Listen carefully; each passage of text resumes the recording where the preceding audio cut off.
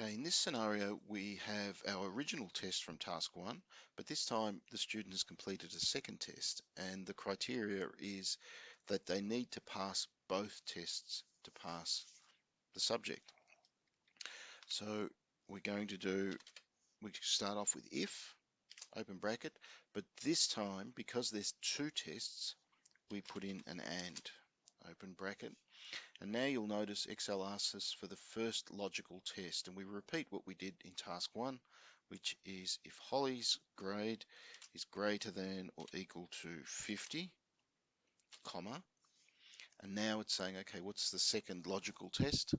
And in this case, if Holly's grade is greater than or equal to 50, now if I press comma, it'll take us to the third logical test, but there's only two tests, so we close the brackets and then comma, and now we're back to our true and false. If it's true that Holly has passed both tests, then we want to display the words pass, comma, and now if it's false, what if she hasn't passed both tests?